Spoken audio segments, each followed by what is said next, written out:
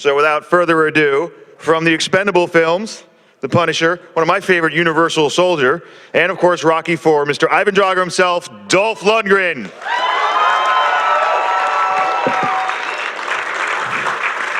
And from such great films like Predator and of course the Rocky series, the King of Sting, the Master of Disaster, the Count of Monte Cristo, former heavyweight champion of the world, Apollo Creed, Carl Weathers.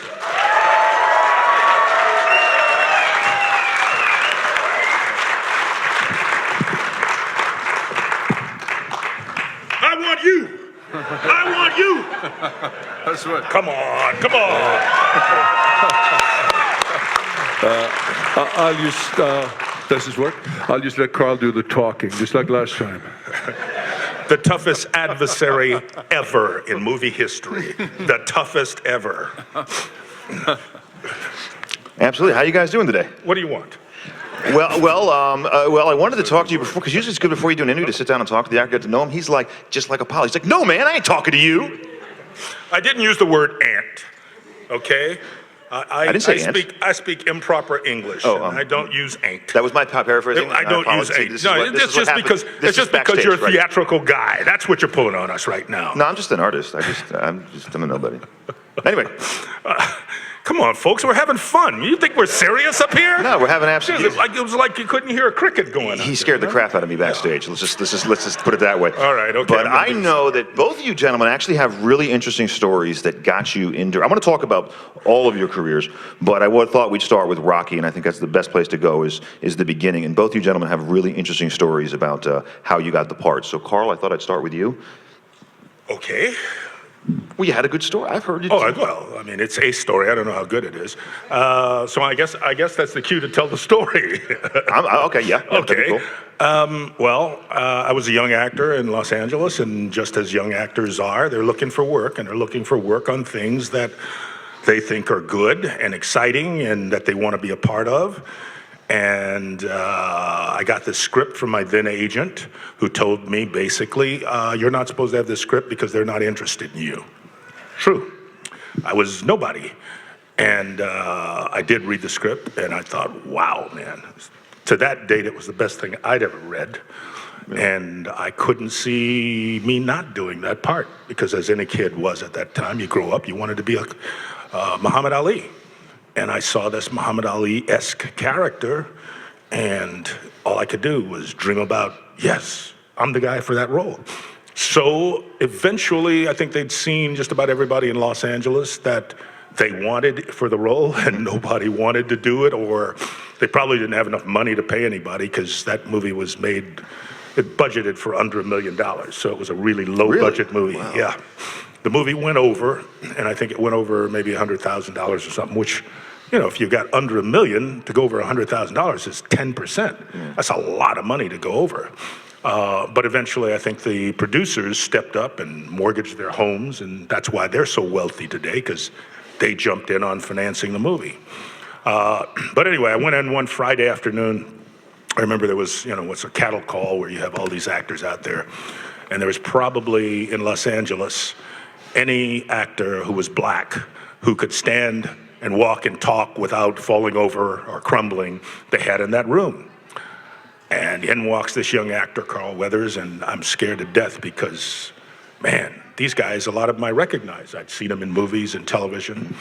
But, come on, I think this role is me. So eventually I get my turn to go in, and, you know, I'm chomping at the bit. And the producers I meet, and the director, John Avildsen, I meet, and a couple of other people were in there, casting person. And finally, after they asked me some questions, you know, the interview process, this guy walks through a door and sits down at a table, and I'm standing up, and I'm introduced to the guy who's the writer.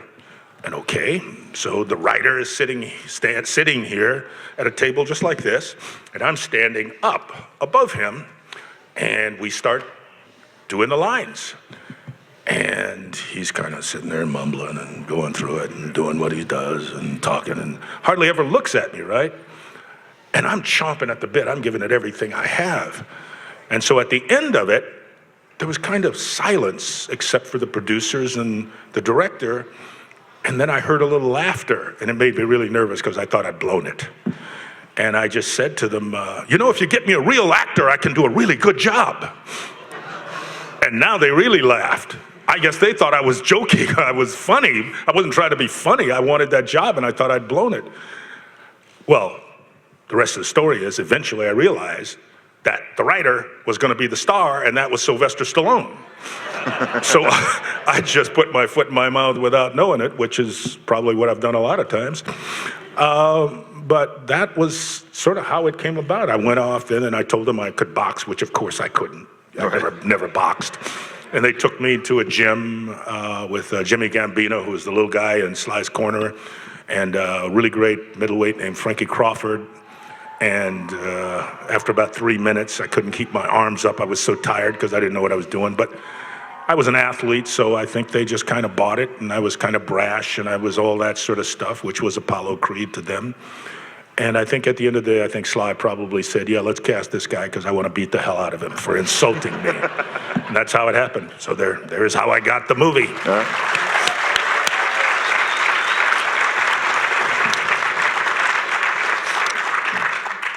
Same question to you, Mr. Lundgren. How did you get involved with Rocky IV? That was a good story, Carl. Thank you. Interesting. Okay, see if I can match it. Stole his story. That's why. I can match it. I just started acting, actually. I was a chemical engineering student and a karate champion. And I came to New York, fell in love with this girl who was a singer, Grace Jones, from the 80s. You may remember her. And nice lady. And her agent became kind of my agent, even though I hadn't done anything. But I studied some acting, and they set me up for a bunch of roles. One was a boxing movie, and there was about 50 guys in a line, and I stood there until I got to the small table. There was a lady sitting there, and she said, next. And I go, okay, hey, my name is so-and-so. And she said, how tall are you? And I said, 6'5". And she says, that's too tall, next. And I'm like, shit, and I saw a sign behind her that said Rocky IV, like kind of handwritten. I thought, wow, because I like the Rocky movies, because I used to listen to Rocky III music when I was fighting myself in karate. So I figured, yeah, I got to try to get that part somehow. And my acting coach knew somebody who said they'd met Sylvester Stallone. So I took some pictures in boxing gear and gave them to my acting coach. And it turned out nothing happened for about 4 months. And I went back to Europe with Grace. She was working on a Bond movie with Chris Walken and Roger Moore, and I was kind of hanging around there a little bit. Finally, somebody called me after 4 months and said, oh, thank God I found you. I've been looking for you. Well, why? Because we've got these pictures, and Stallone wants to meet you. So they flew me into LA, and I was in a taxi there going to Paramount Studios, where he had an office, and behind Paramount Studios, you see the Hollywood sign up there. And I'm like, whoa, okay, well, this is kind of exciting. Wonder what's going to happen. And I came in there in his office, and he was going to do Rambo 2. He had long hair, and he was really tanned and buffed, really muscular. A little shorter than I thought, but expected, but it's like, what the hell, He still looks good. So he showed me a bunch of binders, because they didn't have computers in those days, all his office. I got 8,000 guys up for this role. I was like, okay, yeah, you got to put on some weight, so I got to lift some weights. And then finally he gave me a little monologue I had to memorize. And then I went back to New York. I trained for about 4 or 5 months. And then they took me to LA for a screen test. So I knew this was it. So I'd worked on my character quite a bit. So I get to the hotel, go down and have breakfast, and I'm on this strict diet. So I eat like a third of a banana or something for breakfast. So when I go back up, the elevator's open, and there's this 6'5" blonde guy looking at me. Excuse me, some big Russian guy. And I just run into another big blonde guy, another Russian. And I'm like, oh shit, okay. So there's not just me, and there's a few other people around up for this part. So anyway, there was 3 of us, and we ended up at MGM Studios on the sound stage. And I get in there, and they told us to change into boxing trunks, and we had like 3 dressing rooms. And I got in there. There's The lights are set up. There's like a mark on the floor. There's a camera on the dolly track, and then there's about 50 people behind the camera. And I saw him through the glare, Stallone, and a couple of bodyguards, a bunch of people in suits. I'm like, oh shit, okay, here we go. Anyway, I did my monologue, which was actually used in one of the teaser trailers. It kind of goes like, my name is Drago. I'm a fighter from the Soviet Union. It starts like that. And anyway, they did a shot with the camera dollies in. I did it last. The first two Russian guys, they were screaming like a Russian Mr. T. I will destroy you. I will kill you. You know, and obviously I kind of played it very cold. I just stood there, kind of internalized it. So a couple of days later, Stallone called me. Hey, you got the part, kid, you know. And then I moved to LA, January '85, and there you go. 5 months later, we started shooting the picture. Ran into this guy, and 3 or 4 months later, I sat down in the theater.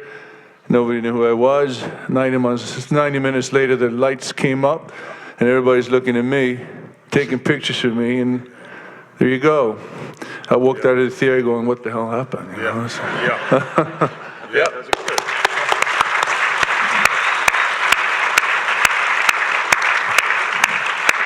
Can I just say something? Absolutely. You know what?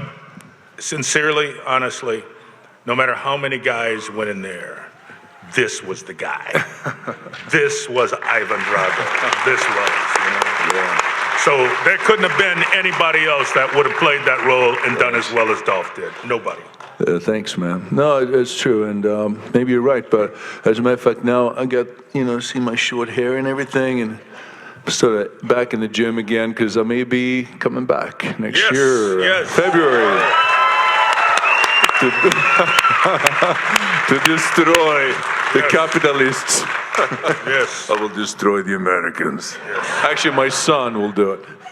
That was actually going to be one of my questions a couple minutes later, but is there anything you can, any tidbits you can give us, or just you're going to be in it and that's all you can say? No, actually, I'm waiting to read the script. MGM is doing this picture, and Stallone is directing, and I think he's certainly written the script. So, and I know he's a really good screenwriter. I mean, he's very, very good. So, yeah, I look forward to seeing it and reading it, actually, and then we'll see how it goes. But if it does work out, it'd be fun. I think it's going to be great. I can't wait to see it. Yeah. But it's kind of weird because I never thought I'd pull those damn trunks on again. I was going to keep it for, future generations. Yeah. All right, Carl, I want to talk to you about what was your reaction when you found out Apollo Creed was going to die in Rocky IV? That must have been. This is a character you played in 4 films. I mean, that's a significant. Yeah.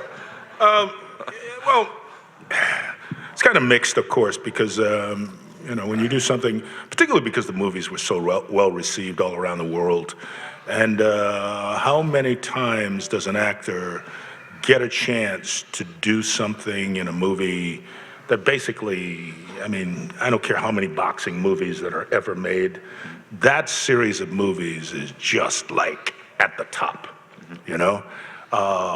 So, to hear that the character is going to die off, the first thing you think is, oh no, it can't be. The second thing you think is, oh my God, that's the end of those beautiful paydays, And then, you just go, hey, it's kind of like the way things have worked out throughout my career.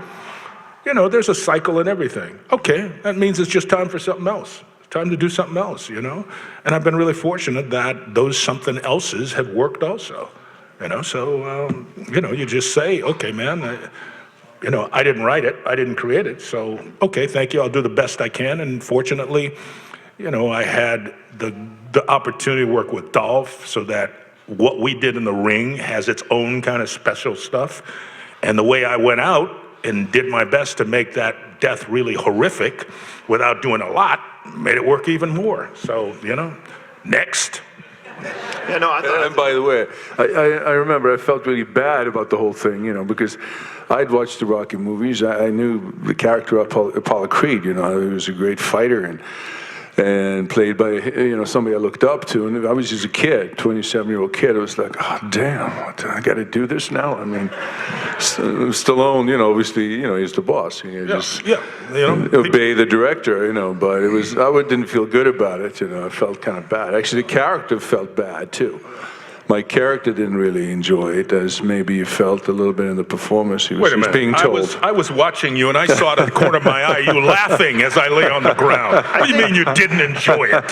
Sorry, I was my acting didn't really work. Okay. I misunderstood. I was just following orders. Didn't Drago say if he dies, he dies? That's what I heard. Yeah, but he said it because I think why that character kind of work with it was like Frankenstein's monster, There's Dr. Frankenstein, there's Soviet system, and then there's the monster. And he wrote it like that. This sounds like rationalization to me. Clever. I'm sorry. It wasn't like he was just a vehicle of the state. So I think in that, even though I did some bad shit in that movie, like kill this guy, people kind of looked up to Ivan Drago anyway somehow in a weird way. He was a great athlete. Wait a minute. This sounds like I was just following orders. Come on. Come on. But you did have a big mouth. You got to tell me. See, there you go. I think it's time for a rematch. I think it's time for a rematch. I think it's time for a rematch. You were a little annoying, I must agree. I'd pay for that one. Just doesn't know when to stop. Well, let me tell you, keep coming, man. Keep coming. We're gonna open it up to Q&A in a couple of minutes. If you guys have any more Rocky questions or whatever. But I wanted to go a little bit into some of the other films you were in, and I'd like to first talk about Predator, which is one of the great sci-fi movies of the 1980s. And surprisingly, you're the only one in the cast who did not become governor. You get Jesse Ventura, Arnold Schwarzenegger. I have been asked. Really? Yeah, but usually they become governor or any politician. You need a lot of people with a lot of money. Everybody who wants me to be governor has nothing. They're poor, I want some of those rich people to come up and ask me to be governor. All right. Come on, that's what's What happening. state would you choose? No, I'm, you know what? I think it's a really worthy pursuit, to be a politician. But man, just looking out at the landscape, there are not a lot of them that I think anybody says, you know what, that's my relative, I'm really happy with him. Most people just, it's a dirty profession. So I could say thank you, but no thank you. I'd rather be one on film than be one in real life. Okay, but what you should do is you can run for governor of Rhode Island, because that's about half the population right there. Because the state's so tiny. Hey, I will say this. I met Sheldon Whitehouse, who I really like. I mean, that man came across anyway. I won't go into the whole story, but anyway, I had the chance to sit and have a meal with him, and he and a group of other people, in Los Angeles, and I really, really liked him. And my first question to him was, would you ever run for president, And he said, you know what, I think I like the job I have, But man, I applaud Rhode Island for Sheldon Whitehouse, because he's a cool guy. I liked him a lot. Okay, cool. Yeah. Thank you. But anyway, so Predator, what was it like? What was that? First of all, aside from Rocky, it's one of the movies I'm most proud of to have been a part of, because it's kind of like what Rocky was in its way, a different experience for something that just you hadn't seen that movie before, And that group of guys, that was the craziest group of guys I have ever been around. And they came in all flavors. They were all crazy, but in a different way, right? And first of all, I mean, being around Arnold for a while, you just realize what a nutcase he is. But with that being said, I mean, this guy is the consummate professional, man, because he will do whatever it takes and work harder than anybody, and loves a challenge. So we were constantly challenging each other. And then you had Jesse, who, Minnesota. You understand a lot about Minnesota if you understand Jesse. And then we had Shane Black, who, my God, in fact, Shane has just written and directed the new Predator that's being made. As wacky as they come, but a brilliant guy. And, oh my God, other names. Bill Duke, who is one of the best people is a director also, like myself. One of the best people I know, who died just recently, Sonny Landham. Out there, man. But, you know, Heart of Gold, just all those guys. And then you had John McTiernan, who's a wonderful director. I mean, just one of the best I've ever worked with, knows camera and lenses as well as any director I've ever met. And finally, I mean, God, we had a producer like maybe, you know, no other producer that you'd ever want to work with. So it was just it was a magnificent time and a magnificent movie to be a part of in the 80s, and I don't think it'll ever be replicated. Nothing like that, because that time, you know, Dolph and I in the 80s, I mean, they made great movies then, you know, and you didn't have a ton of special effects, you know? Yeah. So it was fantastic. Dolph, speaking of you know, a great ensemble cast of an action film, I thought maybe we can talk a little bit about Expendables, which I think is another great series that the audience likes. Just feel free to make any comment you like on the process. Well, there were just for me the most fun part was that I'd worked with Stallone in '85, and then about what, 95, 2005. What about 24 years later? You know, was that 24? Yeah, in 2009, he kind of calls me out of the blue. Hey, I got the script, I'll check it out. So this script, you know, so I start reading it. On page 3, there's Gunnar Jensen, drunk Swede who kills people kind of thing. It's like, all right, I guess that's my part here. So it's like, but I like the script a lot because it's very clever and funny and kind of touching too. And then my character was supposed to die, as you know, as we were talking about, but Stallone changed it somehow halfway through and decided to have Gunnar live at the end. So when I have that death scene, you know, when he shoots me, and originally that was the death scene of the character, and I have a line where, you know, he rewrites the dialogue as you're shooting, and he's directing, so he's standing over me, and I'm there going, and he's like, say you want a Viking funeral. And I'm like, what? Just fucking say it. It's like, I want a Viking funeral.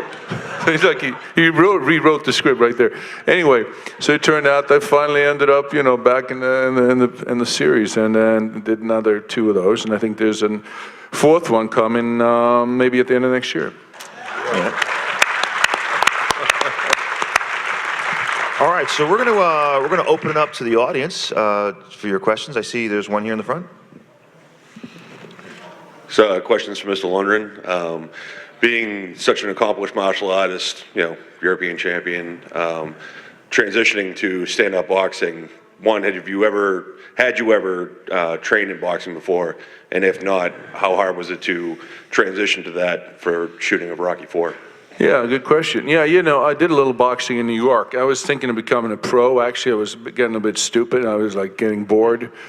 And when I was going out with Grace, it was like, she's like, what? What are you talking about? No, I want to try it, you know, because the Great White Hope, and, you know, I can fight and I can move well. So I trained at Gleason's gym, you know, in New York for a while.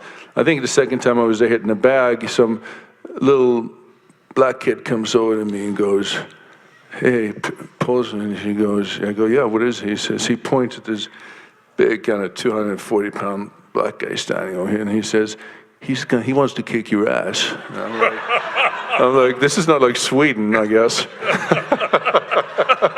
So it's like, anyway, I kept going. I did pretty well, but like a week before I was supposed to sign the contract, you know, like Jerry Cooney was there fighting. I decided not to, and I think it was a smart thing. But I didn't know how to box and move quite well, even though, you know, it's special, like Carl knows, you have to do it a different way. And you have to kind of swing a little more in movie fighting and boxing. You have to telegraph it a little more. But it was a good experience. Thanks. Way over there in the corner. How did you pull off the stunt where your arm got shot off in Predator? How'd you do that? No, you're talking to me. Oh, okay. I was going to say, I missed him in that movie, but how'd I pull off that stunt? I let it get shot off, and then I had it sewn back on. That was simple, man. Simple, microsurgery, you know? No, you know, if you look really closely, and I've had a few people say that to me, oh, come on, I saw your arm behind your back. So that's a secret. I had my arm tucked behind my back, and the other crazy arm, right, was a prosthetic arm that when it was on the ground, they had it, you know, wires and all that connected to the gun, so the gun kept going off and the arm's flopping, right? And I'm standing with this stump hanging out there and screaming and turning around with the other arm. So if I fooled you, I'm so happy. I did my job.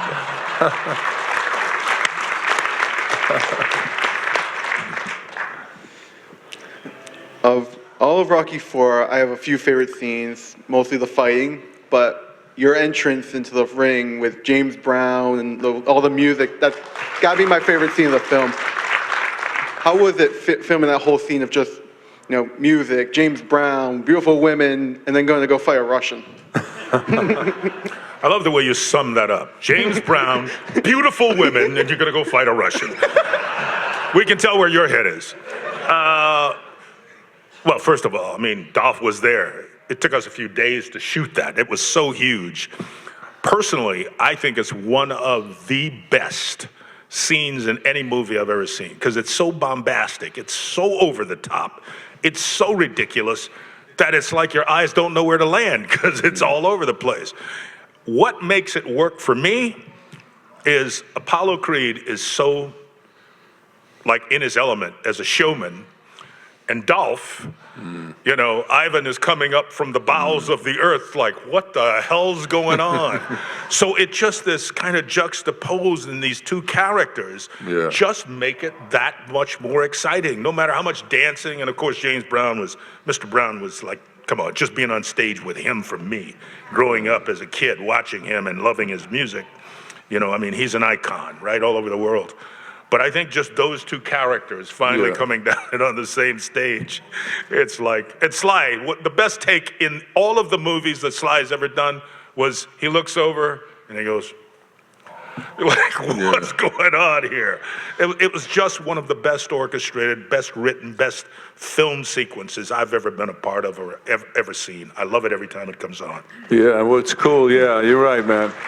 And you know what's really cool for me is like what you said, Carl, is like when I watch that movie once, when I happen to see it, whatever, I don't watch it all the time, but if it's on TV, whatever, that scene, when I see myself as a 27-year-old kid standing there, you know, waiting, what's happening here, and like standing there by myself, you know, and I remember what I was like, and it's interesting because somehow it captures the innocence of me, of Dolph, who I was in that moment when the character comes up and suddenly is confronted by America, by American commercialism, and you know, and Cara and this guy and Brown and all of that. So it's a cool moment personally for me. Yeah. When I remember what I was like in 1985, and the character becomes the same thing. It's kind of well done by Stallone. Very, very well done. Carl, do you know if there was what the selection process or the story behind getting James Brown to do that? Because if you think of all the showmen in the world, he would be the best for it. You could not top him. I mean, crazy thing is, I have no idea how that all came about, but look, you got to give Sly a lot of credit. I mean, you know, first of all, to have come up with this idea in the very beginning. Do you know what I mean? I mean, obviously it was inspired by the Wepner fight and all that sort of stuff, but what he was able to capture about sort of the culture of boxing, plus the time in which we were kind of in America, and then every decade, he had these kind of, you know, sort of paralleled our own personal lives. But the whole thing with the James Brown and Las Vegas and the crazy kind of like over the top of everything, it was so bombastic, but it made sense because boxing had become this place where it's put on a show. And he managed to capture it, he writes it, and as Dolph said, I mean, you know, best people I've worked with have been able to take moments and say, oh no, let's do it this way, or let's say this, or, you know, and you come up with these little gems that really work in the moment because the actors or actresses or whatever have a special quality at that moment. But Sly, first of all, had to think about it and construct it. And to get James Brown I don't know how he did it, but I can't imagine any other performer in the world. I agree. Maybe besides, maybe one other guy who was long dead by then would be Elvis Presley because of his whole thing, right? I mean, you know, that's the only person I could have ever thought that would work with. But James Brown and the guy spinning the horns and the whole 9 yards, dressed together and all the women and the crazy stuff going on. James Brown, to me, that was right. It was just right. I completely agree. So our next question over here in the corner. How you doing? My question is for Carl. Two-parter. First, were you in any way a part of Creed, the movie Creed? No. You weren't? And also, with the development in that movie where you find out that you had a son as a result of an affair. Shock to me. I was shocked too. I kind of think that maybe kind of hurts the sympathy factor of the loss of that character in a way. Just wanted to know what your thoughts was on that. That's a good question, man. Well, my first response to it was, wait a minute. You know, because for me, Apollo Creed has a special place, not only in my heart, but the hearts of many people. And to learn that Apollo Creed had this affair, and obviously we knew he was married because there his wife was like, what? Really? Okay. But I didn't write it. I didn't have anything to do with it. They owed me nothing in terms of an explanation. I was aware that was going to happen, and it wouldn't have been the way I would have, told that story. But as I said to the director when he asked me about it, hey man, you're the director, it's your movie. It's not what I would do, but it's your movie, bless you, move on. They made a lot of money, people liked it, so what are you going to say? Good answer. Next question. Hi, I have a question for Dolph. I heard a story online about you, and I would like to just find out if it's true. Whoa! The story goes that there's these two thieves, and they break into a house, and they're about to rob it blind, and there's a female there, and they tie her up, and they're doing big bad guy stuff, and they see a picture on the wall, a family picture, and you're in it, and it was your house, and they untied the lady, they said they're sorry, and then they went and turned themselves in. Is that true at all? I kind of hope it is, but... Dolph wrote that story, I guarantee you. Yeah, that's right. Yeah, I did write it. No, but it's kind of it's partially true.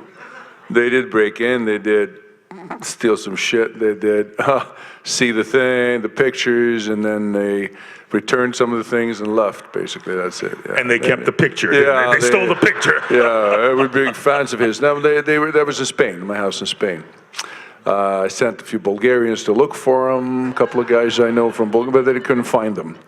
Keep them alive till I get there. That was my instructions. I love it.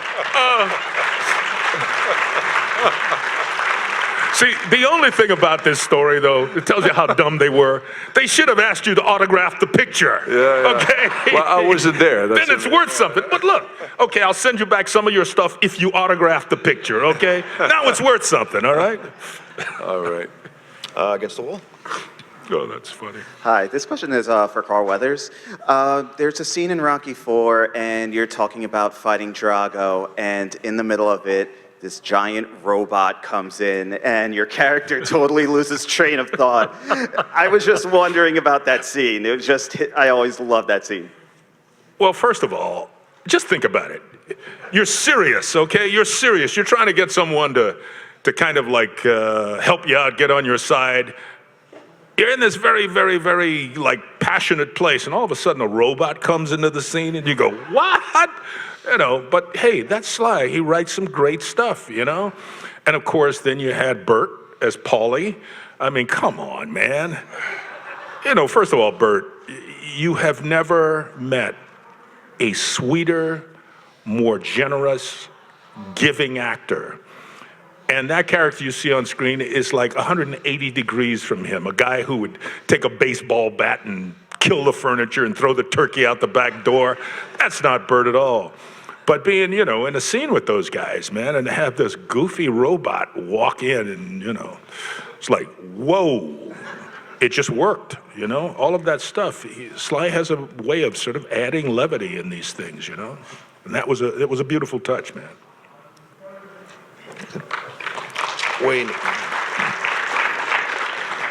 Hey guys, my name's Chris. This question is for both of you. Following you as actors over the years, I've also, enjoyed following you creatively over the years. And, Carl, I know you've been involved in a lot of films and television productions, both as a director and a producer. And Dolph, Icarus, Command Performance, those are some of my favorite action films. And I know you were deeply involved creatively with those. So with that said, do you guys have any pet projects that you are working on creatively that you plan to bring to fruition in the next couple of years? Me? Yeah, well, I've got a couple. We all have a few, but one is a Swedish kind of World War I drama thriller that I've been trying to get made for many years because I'm from Sweden, but I never made any films there. But next year I can't do it because now I'm probably going to be working on that other boxing movie, I think, and then there's other stuff going on. I want to direct it, so I have to prep, so I don't have time. And there's another picture, also another film in London I want to shoot, direct, and produce that I'm working on maybe for next year as well. Yeah, those are two things I'm working on.